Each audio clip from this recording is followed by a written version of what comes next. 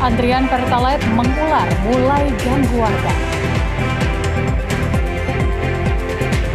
Intrusi air laut ganggu layanan air bersih untuk warga. Hari jadi Provinsi Kalimantan Selatan, Gubernur tegaskan fokus membangun.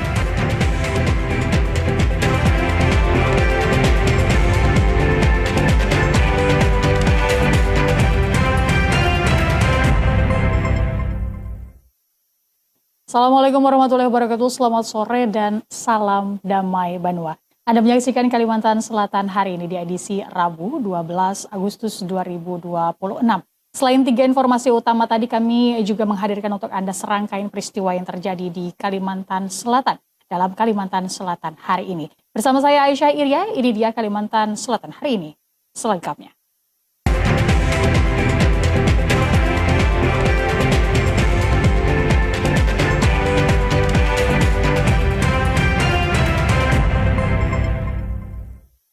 Kita awali informasi pertama, Saudara. Antrean panjang kendaraan untuk mendapatkan BBM jenis Pertalite masih terlihat di sejumlah SPBU di Kota Banjarmasin dan Banjarbaru, serta sejumlah wilayah lainnya di Kalimantan Selatan. Kondisi ini menambah keluhan masyarakat yang mengaku harus menghabiskan waktu lebih lama untuk mendapatkan BBM. Seperti terlihat di SPBU Jalan Ahmad Yani kilometer 5 Banjarmasin ini, kendaraan roda 2 dan roda 4 terlihat memadati area SPBU untuk mendapatkan BBM jenis Pertalite. Panjangnya antrian membuat pengendara harus menunggu lebih lama di tengah padatnya aktivitas lalu lintas Jalan Ahmad Yani. Kondisi serupa juga terlihat di sejumlah SPBU lainnya, dengan antrian yang terkadang membuat stok Pertalite cepat habis. Salah seorang warga Ahmad mengatakan, kesulitan mendapatkan Pertalite sudah dirasakannya sekitar 1 bulan terakhir. Dengan kondisi antriannya panjang ini, dirinya menunggu lama dan terkadang Pertalite-nya habis. Menurutnya tak sedikit waktu yang seharusnya digunakan untuk bekerja dan menjalankan aktivitas terpaksa tersita karena harus mengantri. Sementara itu, Alif mengatakan panjangnya antrian dan sulitnya mendapatkan Pertalite mulai mengganggu aktivitasnya. Dirinya berharap pemerintah dan pihak terkait bisa segera mencari solusi agar aktivitas dan perekonomian masyarakat tidak terganggu. Sementara itu, kondisi antrian serupa terjadi di beberapa SPBU di Kota Banjarbaru dan sejumlah kabupaten di Kalimantan Selatan. Dengan kondisi ini memunculkan pertanyaan masyarakat terkait ketersediaan dan penyaluran BBM Pertalite. Sejak 1 bulan yang lalu sih sebenarnya. 1 bulan yang lalu. Sangat sulit di dalam mencari Pertalite ini dari beberapa SPBU yang ada di Kota Banjarmasin ini. Okay. Entah kenapa sebabnya, ya mungkin karena ada kendala dari mekanisme ataupun sistem, ya kan, dari yang punya wewenang kemungkinan. Makanya banyak masyarakat, terutama pengguna jalan umum ini antri banget gitu kan, antri banget. Dan sangat kesulitan, bahkan ada beberapa hari itu SPBU terkadang tidak buka karena mungkin lambatnya pengiriman. Nah, seperti itu. Sehingga berdampak di dalam mengantri untuk mengisi BBM. Mulai Oniska situ ambil bakti, cari minyak kosong-kosong. Pas itu sampai ke Gambut turun, 14 Gambut.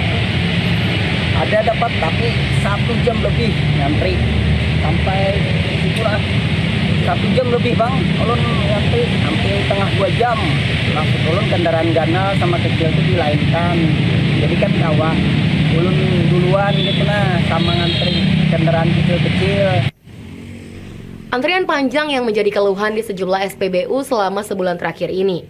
Masyarakat berharap pemerintah dan pihak terkait dapat segera mengatasi kondisi ini, baik dari sisi ketersediaan stok, distribusi, maupun pengaturan antrian. Ketersediaan BBM bukan hanya menyangkut kebutuhan bahan bakar kendaraan, tetapi juga berkaitan langsung dengan kelancaran aktivitas, pekerjaan, dan perputaran perekonomian masyarakat sehari-hari.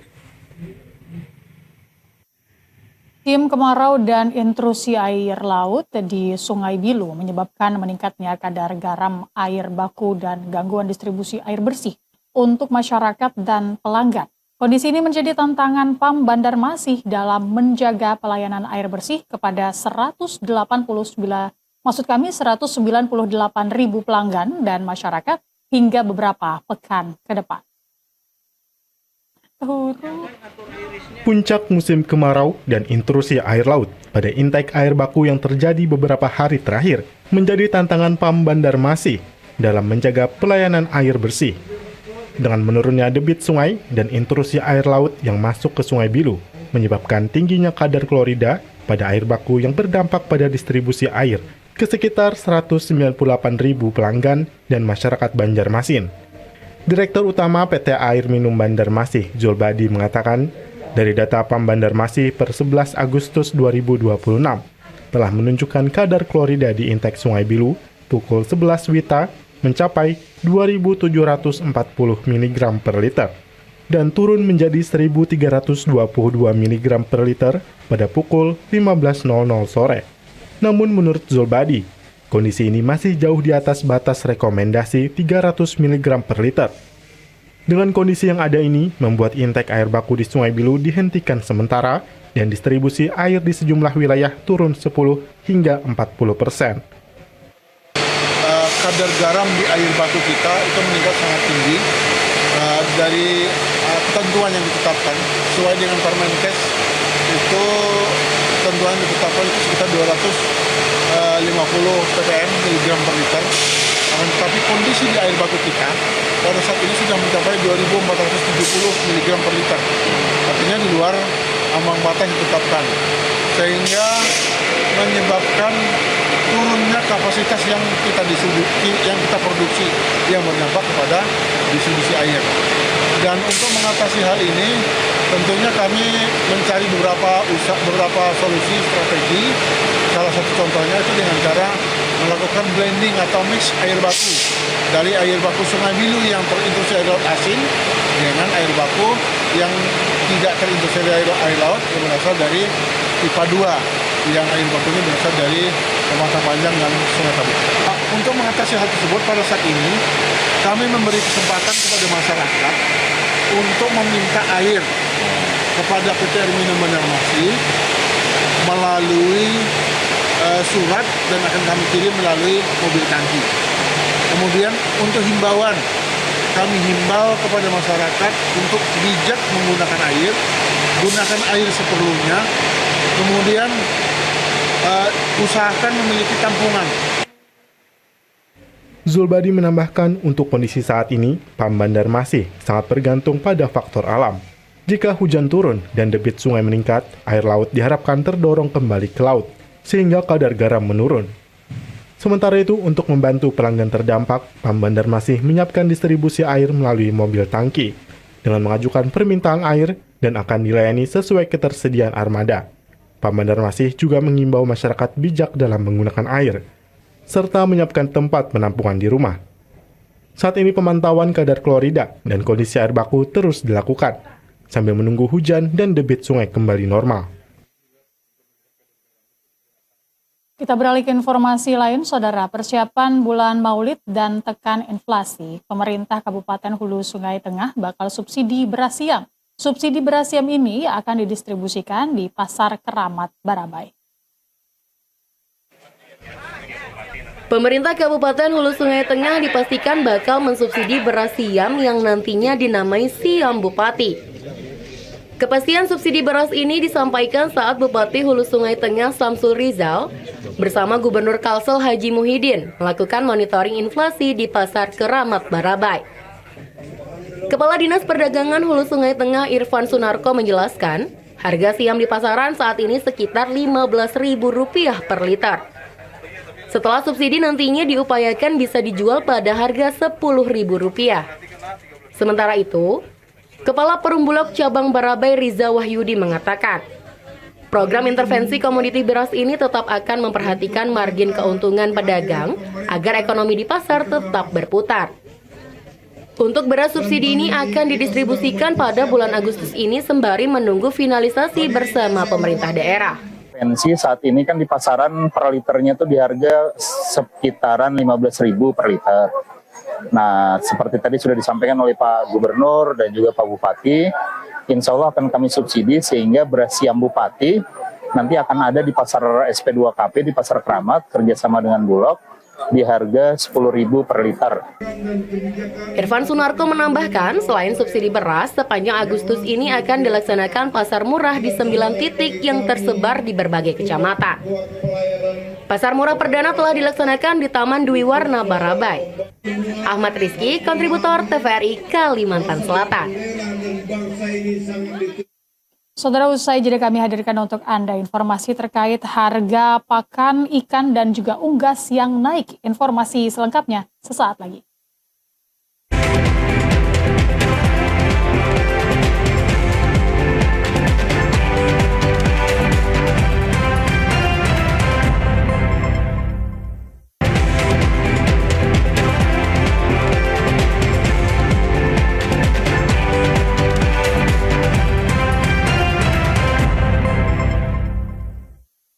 Anda masih bersama dengan kami di Kalimantan Selatan hari ini.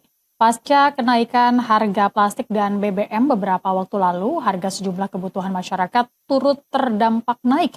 Di antaranya adalah harga pakan ikan dan unggas yang naik serempak.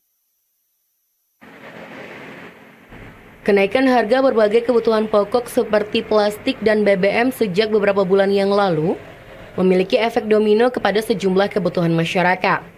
Salah satunya adalah pakan ikan dan hewan unggas. Penjual pakan Norman mengatakan, sudah 1 bulan terakhir seluruh pakan ikan dan hewan unggas yang ia jual mengalami kenaikan harga. Dengan rata-rata kenaikan Rp1.000 tergantung merek dan jenis pakan. Ia terpaksa menaikkan harga karena keuntungan semakin tipis, akibat harga jual dari pabrik yang sudah naik terlebih dahulu. Terus aktif sebulanan ini kalau habis naik itu mulai naik. Dampak dari bensin juga naik lah. Sebagian mungkin, tapi dari pihak pabrik mungkin. Dan ini kan sekarang ini dampaknya itu anjlok. Terima aja. Ibaratnya kayak pakan itu dari harga berapa sekarang jadi berapa? Misalnya pakan ayam 15 itu biasa 12 jadi 13. BR1, BR2 biasa 11 jadi 12. Habis itu aktif biasa 9.000 sekilo jadi 10. Kalau bakarong dari 230 jadi 240.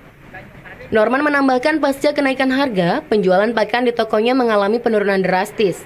Sejumlah masyarakat lebih memilih untuk membeli alternatif pakan yang harganya lebih terjangkau seperti perut ikan haruan. Saudara, respons kekeringan, Polres Banjarbaru distribusi air bersih untuk warga Sungai Ulin, Banjarbaru.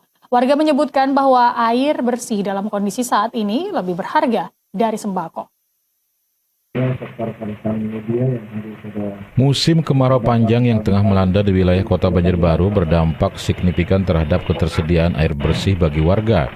Merespon kondisi ini, jajaran Polsek Banjarbaru Utara dan Polres Banjarbaru bergerak cepat mendistribusikan ribuan liter air bersih secara gratis untuk masyarakat. Salah satunya di wilayah Jalan Seledri, Sungai Ulin, Banjarbaru. Kapolres Banjarbaru AKBP Pius 10 Febri Aceng Loda mengatakan penyaluran air bersih ini merupakan langkah nyata kepolisian dalam merespon cepat keluhan dan kebutuhan mendasar masyarakat di tengah kemarau panjang.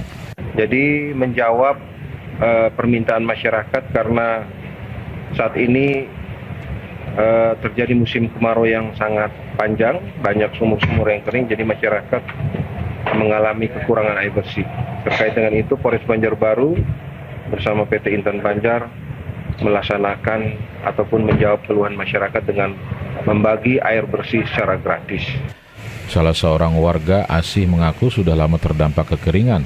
Untuk kebutuhan memasak sehari-hari harus membeli air galon, sedangkan untuk mencuci ia harus menunggu air sumur terisi selama 3 hari. Itu pun harus didiamkan terlebih dahulu beberapa hari karena air sumur yang keruh. Hingga saat ini kebutuhan pasokan air bersih sangat berharga bagi dirinya. Kering, 3 hari sekali baru bisa disedot.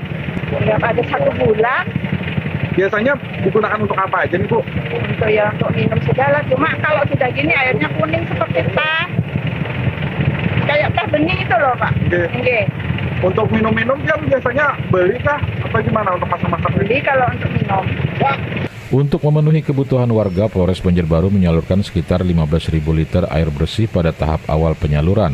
Polres Banjarbaru memastikan kegiatan distribusi air bersih secara gratis ini akan terus dievaluasi dan dilaksanakan secara berkala di 5 kecamatan di Kota Banjarbaru selama kondisi kemarau masih berlangsung. Informasi selanjutnya, Saudara, kebakaran lahan melanda kawasan kampus UIN Antasari Banjarbaru dekati gedung serbaguna. Tim gabungan berhasil kendalikan api. Petugas dapati ular piton mati terpanggang saat pemadaman karhutla. Kebakaran hutan dan lahan kelilingi kampus UIN Antasari di Banjarbaru. Kebakaran menghanguskan area lahan kosong hingga api sempat mendekati gedung serbaguna kampus. Meski kobaran api sempat membesar dan mengepulkan asap tebal, tim gabungan berhasil mengendalikan pergerakan api. Namun di tengah proses pemadaman, petugas dan relawan menemukan seekor ular sawah atau ular piton yang tewas terpanggang akibat terjebak amukan api. Personil Satgas Karhutla Satbrimo Polda Kalsel, Ibda Muhammad Lutfi mengatakan, api sempat membesar dan menyebabkan asap. Selama penanganan tidak terkendala apapun. Kita lihat sendiri bahwa di sini memang rawan sekali untuk terjadi kebakaran lahan. Ya, proses penanganan ada kendala kan tadi Bang? Alhamdulillah tidak ada kendala karena di sini ada untuk air ya tersedia dari hidran, kita ambil dari hidran ya. Untuk jarak sendiri gimana nih dari titik air dan hidran sendiri? Tidak terlalu jauh ya, dari titik api dan hidran tidak terlalu jauh. Biasanya ya biasalah kalau memang di dalam itu kita saat menangani karhutla ini pastilah itu kita terkena asap ya, tapi kita udah bersedia juga dengan peralatan yang seadanya, tapi kita berusaha untuk tetap melaksanakan tugas ini demi kemanusiaan ya. Salah seorang relawan Maraju Al-Ihsan Raditya Ramadan mengatakan, ketika pemadaman karhutla, salah seorang relawan menemukan ular piton yang sudah mati terpanggang api. Untuk titik air alhamdulillah cukup ada, banyak dan nyaman juga dia kan. Begawian juga, sering begawian gitu. Besar kata apinya. Untuk sempat membesar Bang tadi, cuma alhamdulillah sudah dapat dikuasai sedikit demi sedikit. Oke. Tadi ada juga hewan yang terbakar ditemukan oleh kawanan di lapangan. Iya, tadi ada salah satu ular sawah ditemukan oleh salah satu tim relawan juga tadi. Ikut terpanggang. Iya, ikut terpanggang. Hingga sore hari, pergerakan api telah digiring menjauh dari gedung kampus menuju area tengah lahan kosong. Seluruh personel gabungan tetap disiagakan di lokasi untuk melakukan proses pendinginan guna memadamkan sisa-sisa bara api tersembunyi. Saudara, dampak pemadaman listrik bergilir turut menimbulkan kekhawatiran pada usaha tempat penyimpanan ikan di Pelabuhan Ikan Banjarraya, Banjarmasin. Ketergantungan pasokan listrik sangat tinggi untuk menjaga kualitas ikan pada tempat penyimpanan ikan atau cold storage. Pemadaman listrik secara bergilir beberapa pekan terakhir turut menimbulkan kekhawatiran pengelola tempat penyimpanan ikan di Pelabuhan Ikan Banjarraya, Banjarmasin. Menurut Kepala Pelabuhan Perikanan Banjarraya, Banjarmasin, Ahmad Jaki, ketergantungan pasokan listrik sangat tinggi untuk mengoperasikan aerator dan peralatan penyimpanan ikan.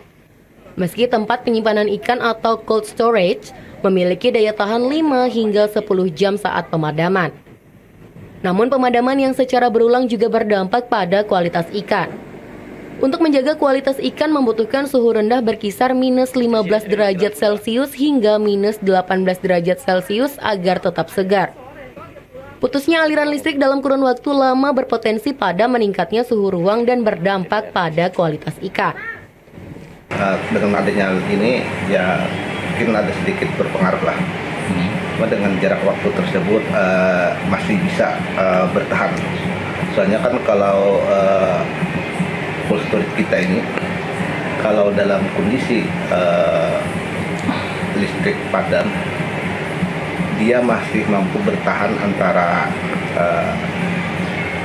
5 sampai 10 jam. Jadi mungkin kalau dia mati dalam 3 sampai 5 jam, insya Allah tidak terlalu berpengaruh banyaklah. Hingga saat ini, ketersediaan pasokan ikan di Pelabuhan Banjarraya mencapai 125 ton. Ketersediaan ini mencukupi pasokan hingga 3 hari mendatang. Untuk jenis ikan yang alami peningkatan harga adalah jenis ikan kembung karena kekurangan pasokan. Sementara yang mengalami peningkatan tangkapan jenis ikan tongkol. Saudara, usai jeda kami hadirkan untuk Anda informasi lainnya. Jadi tetaplah bersama kami.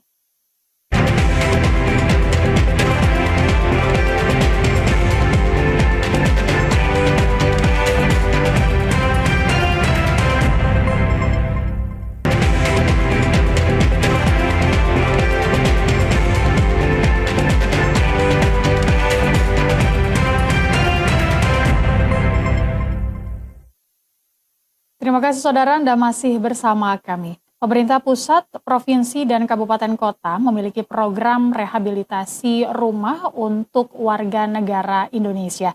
Kalimantan Selatan sendiri sedikitnya telah mengusulkan 3.700 rehabilitasi rumah. Berhasil lolos verifikasi mencapai 2.100 unit. Dalam upaya memperbaiki kualitas hidup warga negara Indonesia, pemerintah pusat memiliki program rehabilitasi rumah. Di Kalimantan Selatan diusulkan 3.700 unit. Dari usulan ini sudah lolos verifikasi mencapai 2.100 unit. Jumlah ini belum termasuk program yang dimiliki pemerintah Provinsi Kalimantan Selatan dan kabupaten kota yang juga melakukan program serupa. Untuk masing-masing penerima manfaat rehabilitasi rumah setidaknya disyaratkan memiliki lahan sendiri. 3.700-an unit tersebar di 13 kabupaten di Provinsi Kalimantan Selatan. Jadi jumlahnya mungkin sekitar 200 sampai 300-an per kabupaten kota untuk yang program pusat. Sementara untuk program provinsi sendiri itu jumlahnya untuk tahun 2026 ini ada sebesar 413 unit. Nama programnya? Nama programnya ada 2. Yang pertama perbaikan rumah bencana akibat bencana. Ya, perbaikan rumah korban bencana. Yang satunya lagi perbaikan rumah tidak layak huni di kawasan permukiman kumuh. Itu yang dari Provinsi Kalimantan Selatan. Adanya program rehabilitasi rumah warga mendapat tanggapan dari warga Banjarbaru, Suwitro. Dirinya berharap untuk warga negara yang belum memiliki tanah seperti dirinya juga dapat diperhatikan agar mendapatkan rumah sendiri. Suwitro mengaku merantau dari Pulau Jawa ke Banjarbaru, Kalimantan Selatan sejak 20 tahun lalu.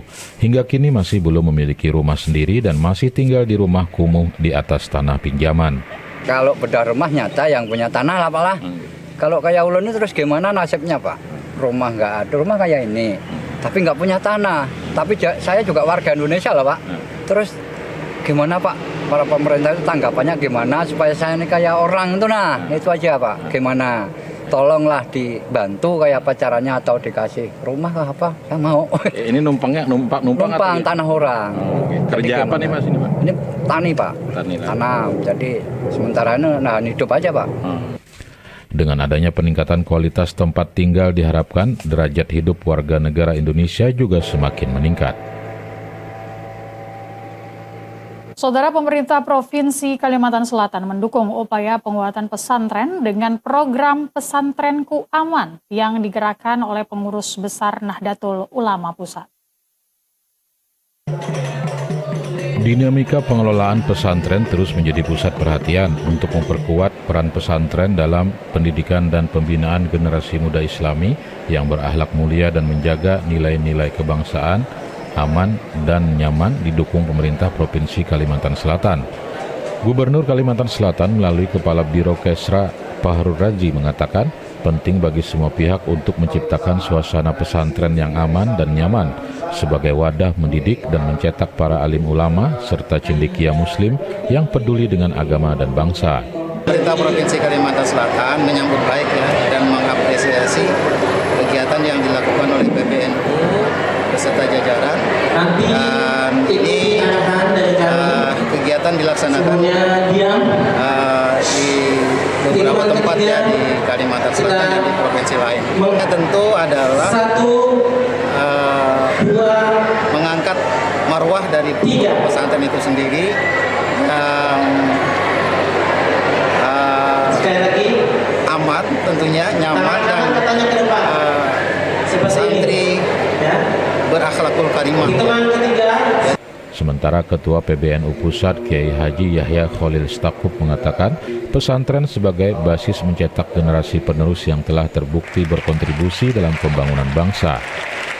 Menggerakkan pesantren berkonsolidasi dalam membangun kerjasama mewujudkan apa yang kita idealisasikan sebagai pesantren aman. Meskipun dibesarkan tentang standar keamanannya apa saja, apa kebutuhan yang ada, apa saja diidentifikasi, kemudian bagaimana kita bisa melakukan kerjasama antar pesantren untuk.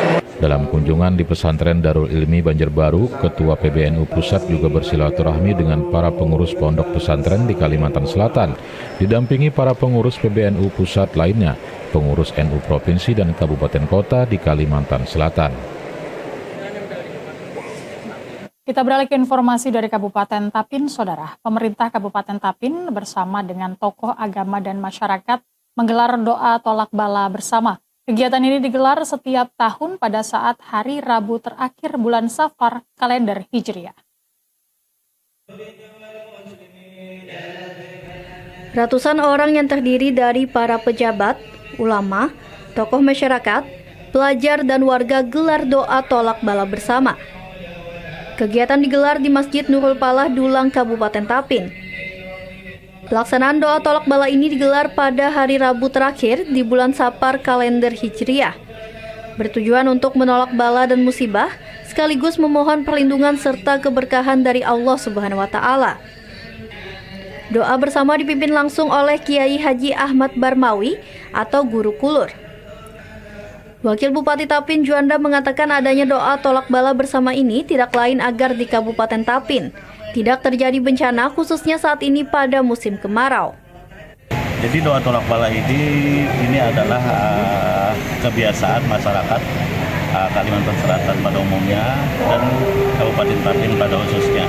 Yang mana kita mengharapkan dengan adanya pelaksanaan tolak bala ini, segala bala-bala bencana-bencana yang akan diturunkan oleh Allah Subhanahu wa Ta'ala akan terhindar untuk daerah kita yang melaksanakan ini. Nah gitu, salah satunya juga kita memintakan keberkahan, menolak bala, yang mana kalau kita menolak bala memintakan ke Allah Subhanahu wa Ta'ala dengan harapan rahmatannya itu diturunkan ke daerah kita.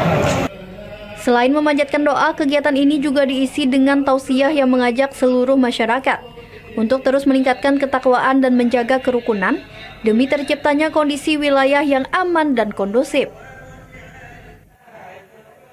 Ratusan warga Kecamatan Tapin Utara melakukan keliling kota rantau dalam rangka tolak bala. Kegiatan ini rutin dilaksanakan setiap tahunnya, khususnya di hari Rabu terakhir di bulan Safar atau yang biasa disebut dengan Arba Mustakmir, untuk berdoa agar kota rantau atau kampungnya terhindar dari mara bahaya. Salawat Nabi Muhammad dan syair burdah saling bersahut-sahutan yang dibacakan oleh ratusan warga Kecamatan Tapin Utara sambil keliling kota rantau. Doa keliling kampung ini dilaksanakan masyarakat dalam rangka menolak bala bencana turun ke kampung atau ke daerah sekitar. Khususnya saat ini memasuki musim kemarau agar kota rantau ataupun kampung terhindar dari mara bahaya. Kegiatan keliling kampung ini dilaksanakan menjelang akhir bulan Safar atau malam Arba Mustamir. Dengan aksi ini sebagai bentuk permohonan kepada Allah Subhanahu wa Ta'ala untuk menjauhkan mara bahaya dan musibah dari kampung. Pelaksanaan keliling kampung oleh warga dengan menggunakan mobil, becak maupun berjalan kaki. Tokoh agama Muhammad Jaini mengatakan aksi keliling kampung yang dibarengi dengan doa bersama ini sebagai upaya bersama untuk mencegah mara bahaya turun ke kampung. Kita baru saja melaksanakan pembukaan keliling dan mengharapkan mudah-mudahan Allah Subhanahu wa Ta'ala menyelamatkan kita daripada mara bahaya.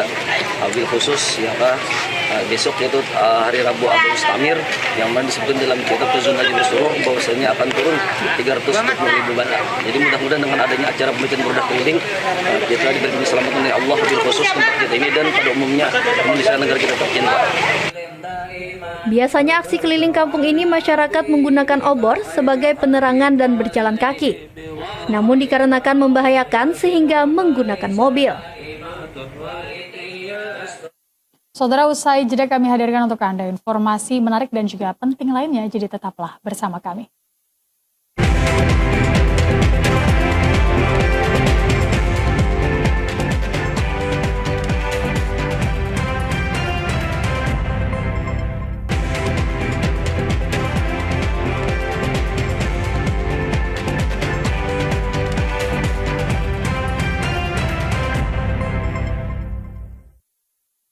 Terima kasih saudara, Anda masih bersama kami. Kami ajak Anda untuk mengikuti informasi terkait perakiraan cuaca untuk esok hari pada Kamis 13 Agustus 2026.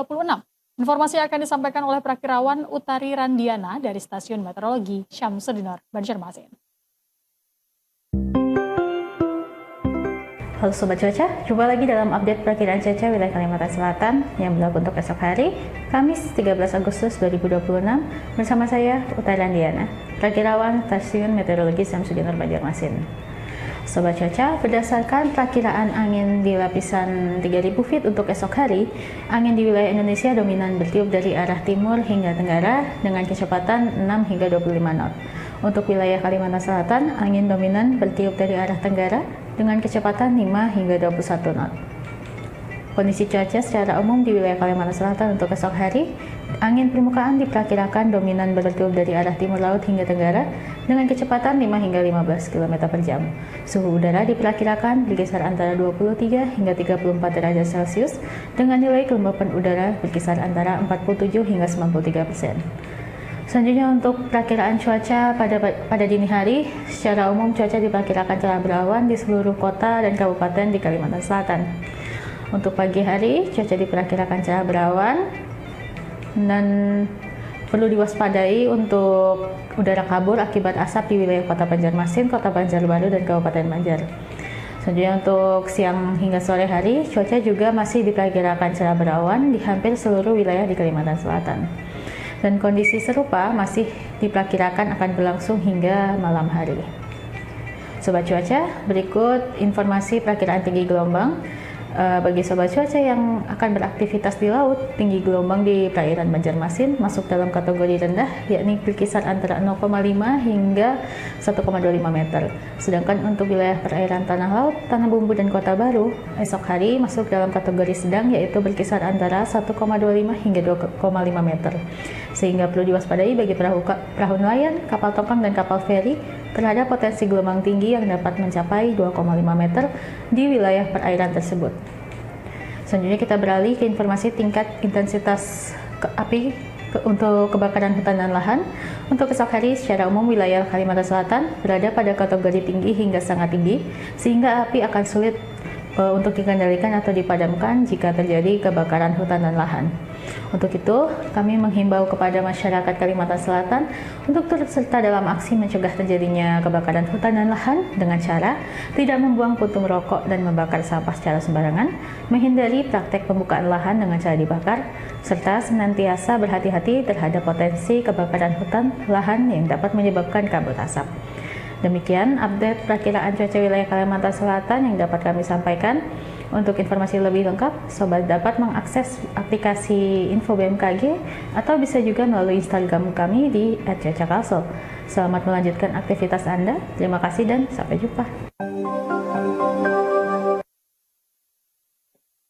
Saudara, pemerintah Provinsi Kalimantan Selatan terus berkomitmen dalam meningkatkan pembangunan dan kesejahteraan Banua. Hal ini sebagai refleksi Hari Jadi ke-76 Kalimantan Selatan tahun 2026. Gubernur Kalimantan Selatan, Muhyiddin, menegaskan pemerintah terus berkomitmen untuk meningkatkan kesejahteraan dan mempercepat pembangunan Banua. Hal ini sebagai refleksi Hari Jadi ke-76 Kalimantan Selatan tahun 2026. Menurut Gubernur, pembangunan yang berjalan selama ini merupakan kolaborasi dan sinergi semua komponen untuk kepentingan Kalimantan Selatan. Sehingga hal ini harus terus ditingkatkan dalam semangat membangun bersama untuk Kalimantan Selatan yang lebih baik. Alhamdulillah kita hari ini dengan 76 mudah-mudahan semangat kinerja dan kebersamaan mitra kerja kami di BR kita selalu saling memperingatkan kepada pemerintah provinsi untuk bagaimana kita menggunakan anggaran yang baik dan berjalan yang baik dan sesuai dengan.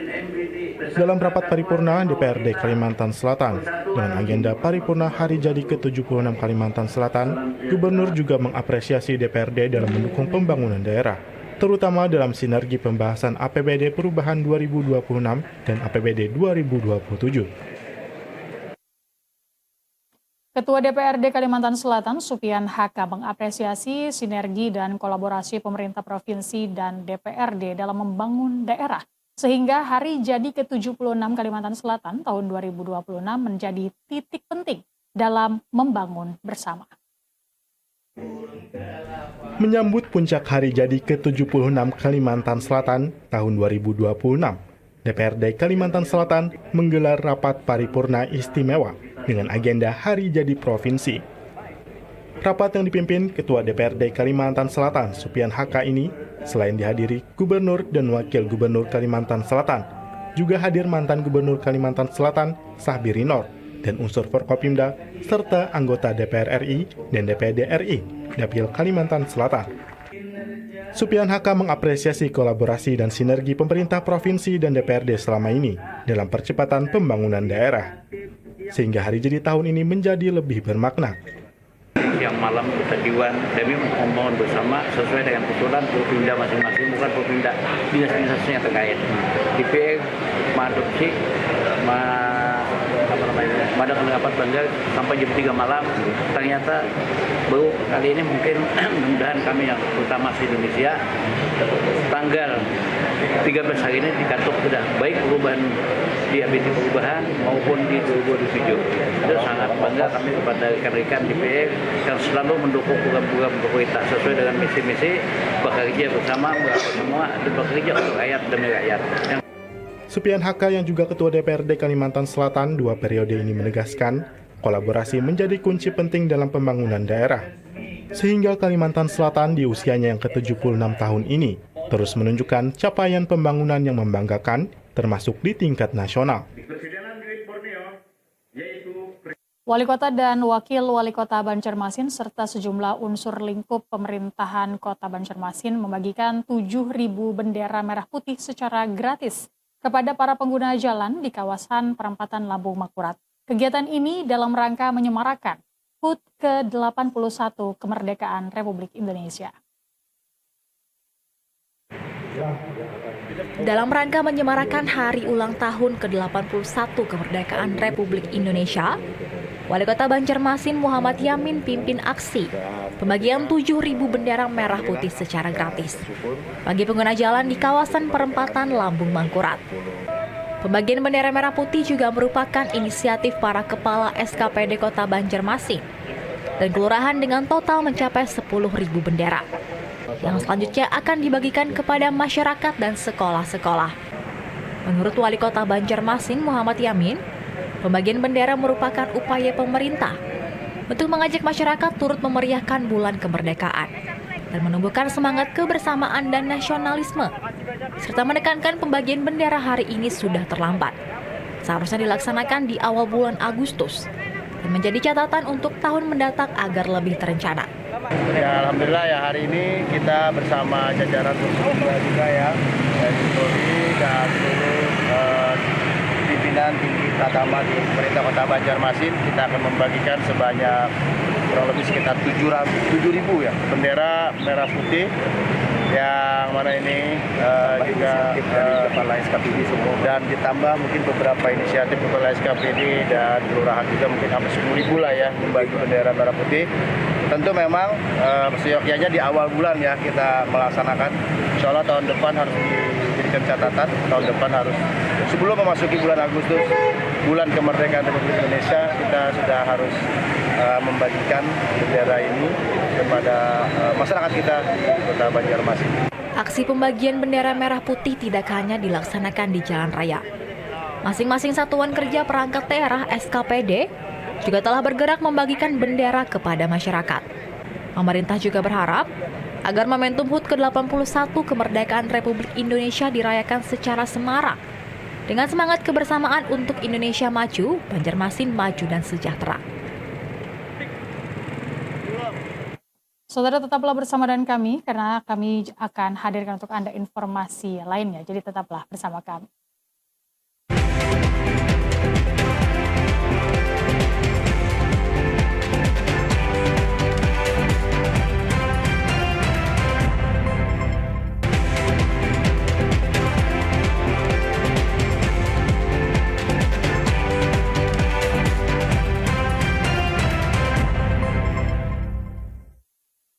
Anda masih bersama dengan kami di Kalimantan Selatan hari ini. Saudara, kami ajak Anda untuk mengikuti laporan informasi lalu lintas dari 13 kabupaten kota di Kalimantan Selatan. Kerjasama TVRI dengan Direktorat Lalu Lintas Polda Kalimantan Selatan. Dan laporan hari ini disampaikan oleh Bribtu Nur Afifah dari Satlantas Polres Tanah Laut. Assalamualaikum warahmatullahi wabarakatuh, salam presisi. Bersama saya Bribtu Nur Afifah dari Satuan Lalu Lintas Polres Tanah Laut akan menginformasikan arus lalu lintas di wilayah Kota Pelaihari. Saat ini saya sedang berada di Bundaran PKK. Untuk arus lalu lintas dari arah Pelaihari menuju Banjarmasin terpantau landai lancar. Begitu juga sebaliknya. Kami himbau kepada seluruh pengguna jalan agar selalu hati-hati dalam berkendara, patuhi rambu lalu lintas serta jaga jarak aman. Demikian yang dapat kami sampaikan. Polantas Benua, presisi, modern, dekat, bersahabat. Wassalamualaikum warahmatullahi wabarakatuh.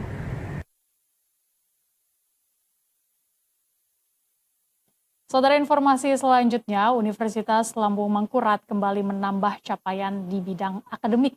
Salah satunya adalah peraihan predikat akreditasi unggul pada program studi sosiologi Fakultas Ilmu Sosial dan Ilmu Politik. Universitas Lambung Mangkurat terus memperkuat kualitas pendidikan melalui peningkatan mutu di setiap program studi. Baru-baru ini program studi sosiologi FISIP ULM berhasil meraih predikat akreditasi unggul setelah melalui proses penilaian dan asesmen oleh tim asesor Lembaga Akreditasi Mandiri Ilmu Sosial, Politik, Administrasi dan Komunikasi atau LAMSPAK.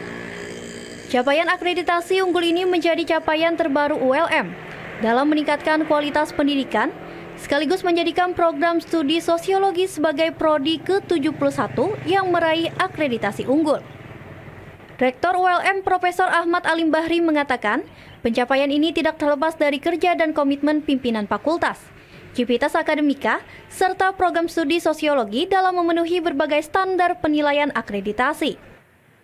Program studi sosiologi itu adalah merupakan program studi yang ke-71 yang terakreditasi unggul di Universitas Lambung Mangkurat. Ya, kita berdasarkan penilaian-penilaian dilaksanakan oleh tim asesor.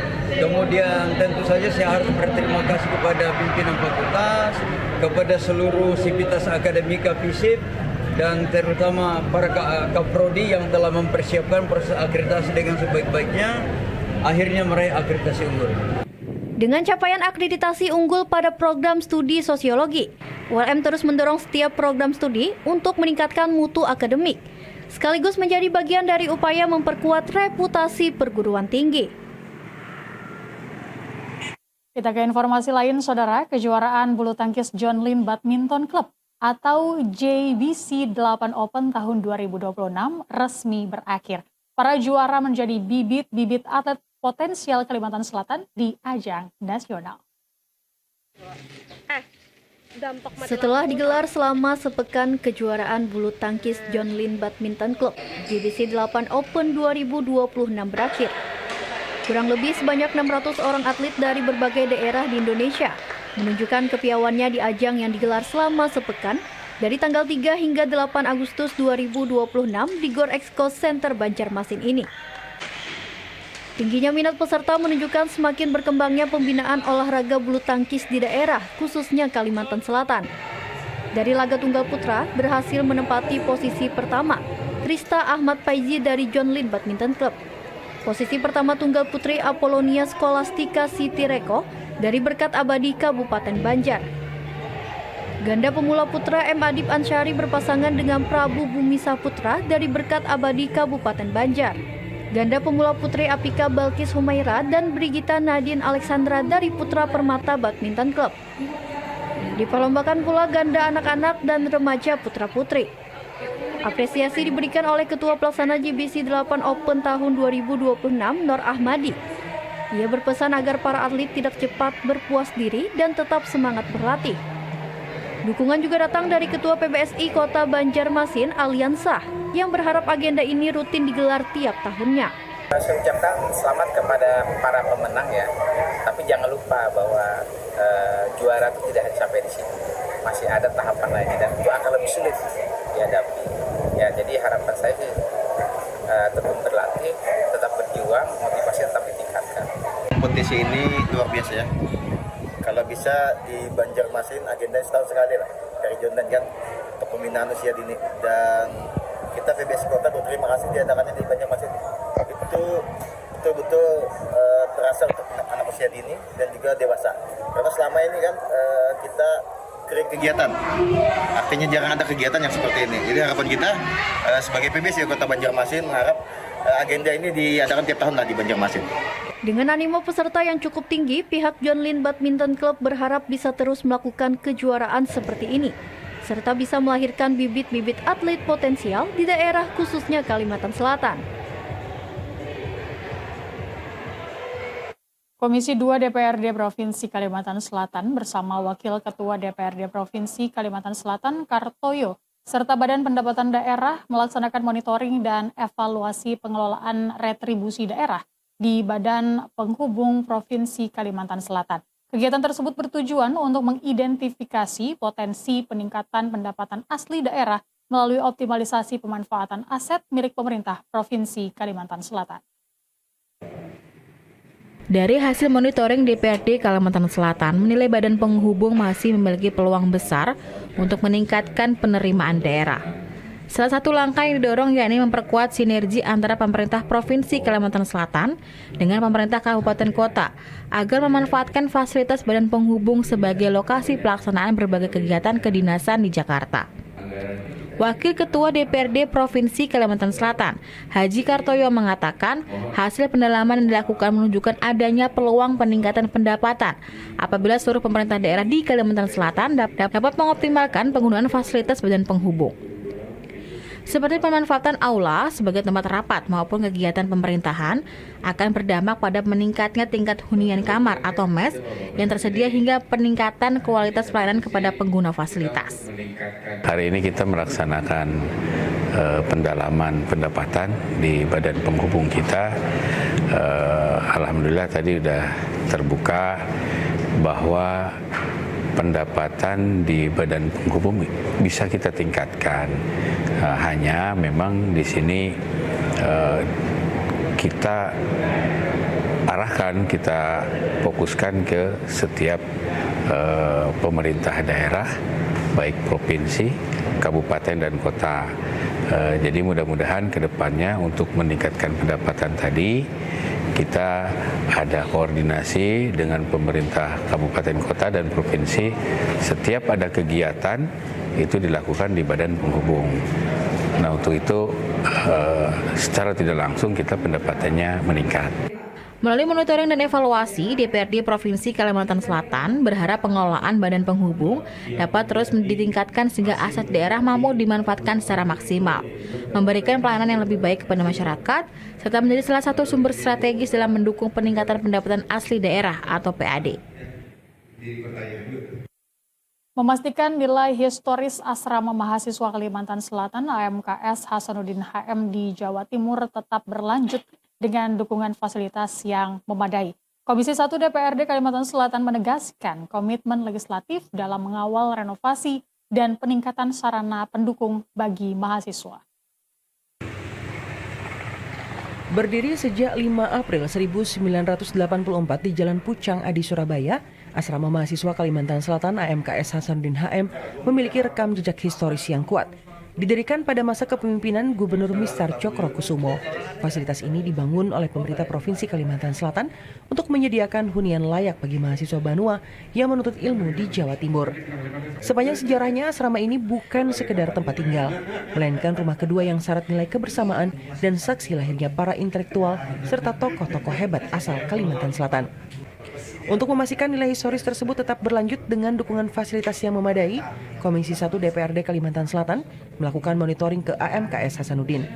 Wakil Ketua Komisi 1 DPRD Kalimantan Selatan, Habib Hamid Bahashi menegaskan komitmen penuh pihak legislatif dalam mengawal renovasi dan peningkatan sarana pendukung bagi mahasiswa.